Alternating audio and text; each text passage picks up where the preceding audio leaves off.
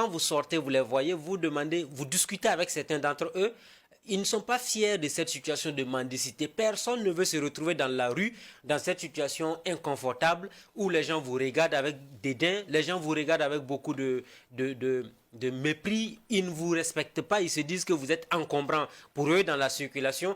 On a peur aussi souvent de cogner ces enfants parce que quand vous voyez ces enfants slalom entre les véhicules et les motos, parce qu'ils veulent coûte que coûte avoir au moins leur pitance quotidienne à partir de la mendicité, ce n'est pas honorable, ce n'est pas une fierté pour ces femmes et pour ces enfants. Donc, il y a quand même une responsabilité à prendre au niveau de ces enfants de la rue. C'est un processus qui va être peut-être long, mais on peut trouver déjà des voies et moyens pour au moins trouver des centres d'accueil pour ces enfants-là. Ce sont des Burkinabés comme tous les Burkinabés. Les laisser dans la rue à exposer à la mendicité, exposer à toutes sortes de violences, à toutes sortes d'enlèvements, et ces femmes-là, à toutes sortes de fléaux sociaux. Nous pensons à la prostitution, nous pensons à tout ce qui peut arriver comme négation de la société contre ces femmes-là. Ce serait bien de trouver des centres d'accueil. Pour une ville comme Ouagadougou, pour une ville comme Bobo-Dioulasso, quand même, au niveau de l'État, on peut trouver de grands centres d'accueil pour les héberger et puis trouver quand même des cadres d'apprentissage pour ces enfants. Alors, c'est vrai qu'on ne pourra pas dire du jour au lendemain que tous ces enfants pourront aller à l'école si certains étaient en rupture de banc, de par la forte dégradation de la situation sécuritaire sur le terrain. Ils ont été obligés d'abandonner l'école, mais qu'on les réinscrive dans les écoles au Burkina Faso, dans les villes, afin qu'ils puissent reprendre le cycle normal de leurs études. Ce sont des enfants burkinabés qui méritent quand même le traitement au même titre que les autres enfants. Ça, c'est pour ce qui concerne des enfants. S'il y en a qui ne veulent plus aller à l'école ou qui sont en rupture de banc depuis des années et que si on veut les ramener à l'école, ça va être assez compliqué, mais qu'on trouve au moins des centres de formation pour les accueillir. Ils vont se lever le matin, ils vont aller dans un centre de formation, l'État va trouver les voies et moyens pour qu'il y ait une cantine pour pouvoir les nourrir au quotidien. Et ensuite, pour ce qui est des femmes, qu'on trouve aussi un centre d'accueil pour ces femmes. Pourquoi ne pas les former? Il y a des centres d'apprentissage dans les petits métiers. Peut-être que cela va soulager un temps soit peu ces bonnes dames-là. Quitte à ce qu'après la formation, on regarde comment on peut les accompagner avec quelques petits revenus qui vont leur permettre de commencer à se réinsérer dans la société. Parce que si on les laisse dans la rue, le drame, l'autre facette du drame qui se joue actuellement, pour le moment, ils sont des enfants, et souvent ils ont quoi, 5 ans, 10 ans, tout au plus 12 ans pour certains, mais quand ils vont grandir sans aucun emploi, qu'est-ce que ces enfants-là vont devenir dans la société burkinabé? Vont-ils continuer à leur âge adulte là de mendier? Vont-ils continuer à 15 ans, 20 ans d'être dans la rue? Ce n'est pas évident. Si nous voulons lutter efficacement contre l'insécurité, contre le banditisme armé, parce que dans 10 à 15 ans, si ces enfants-là n'ont pas d'emploi, ces enfants-là pourront prendre des armes contre tous les citoyens sans exception, parce qu'ils peuvent facilement tomber dans le banditisme, ils peuvent tomber dans le terrorisme, même sait-on jamais, et sans oublier que ces mêmes enfants-là sont exposés à tout, la consommation de la drogue, les vols à main armée. Donc, c'est une poudrière pour l'ensemble de la société burkinabé, d'où la nécessité de trouver une porte de sortie honorable pour tous ces enfants-là, qui sont des enfants du Burkina, je le répète encore une fois de plus.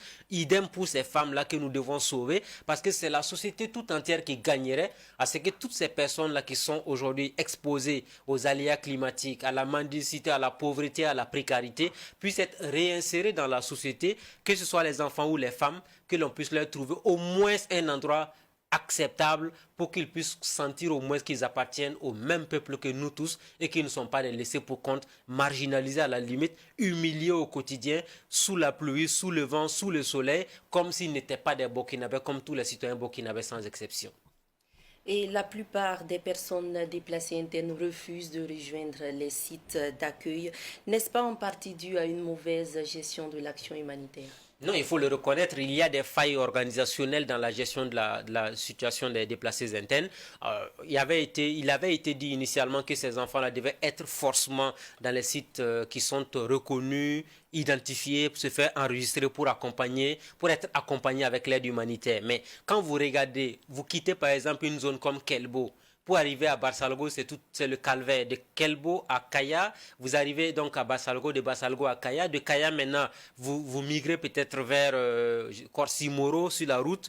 Vous allez finir par arriver à Ouagadougou. Ne pensons pas que ces déplacés internes qui arrivent à Ouagadougou, c'est parce qu'ils n'aiment pas ils n'aiment pas leur village d'origine ou bien ils n'aiment pas les sites des déplacés internes. Qui aimerait même être un déplacé interne dans son propre pays? Personne dans ce pays ne voudrait se retrouver dans une situation de précarité comme ce que vivent ces personnes déplacées internes.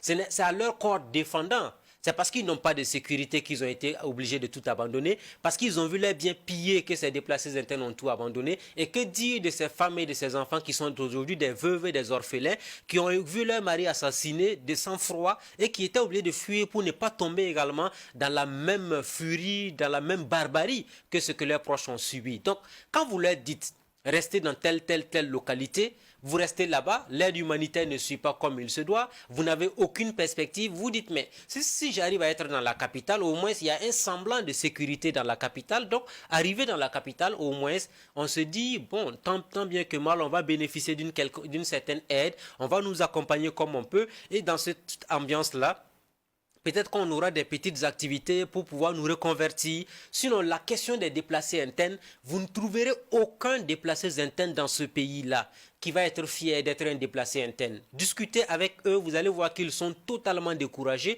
La plupart des personnes déplacées internes que nous avons connues, avec qui nous avons échangé, vous diront, nous ne voulons pas continuer à être des mendiants dans notre pays. Nous ne voulons pas continuer à tendre la main dans notre pays comme si nous étions des sous-citoyens par rapport aux autres. Nous ne voulons pas continuer à être exposés aux intempéries parce que pour le moment, on pourrait dire que la situation elle est favorable pour certaines personnes, mais quand la pluviométrie va s'installer réellement, vous allez voir la misère et le calvaire de ces populations déplacées internes parce que tout va aller dans tous les sens et certains ne sauront même plus où loger. On a vu l'année de par le passé, ces abris de fortune des déplacés internes, ça ne peut pas résister aux intempéries. Mais si on arrivait à aider ces personnes déplacées internes à repartir chez eux, à leur trouver de quoi s'employer, à leur trouver de quoi faire, vous allez voir que peut-être nous allons régler un tant soit peu la crise humanitaire. Ce qui arrive aujourd'hui, nous mettons ça sous l'angle d'une honte nationale et le Burkina Faso gagnerait à trouver des solutions. Mais dans l'urgence, nous pensons que les autorités pourront trouver au moins des centres d'accueil pour ces femmes déplacées internes, pour ces enfants de la rue qui ne méritent pas ce qui leur arrive aujourd'hui dans les rues de la capitale et des grandes villes du Burkina Faso.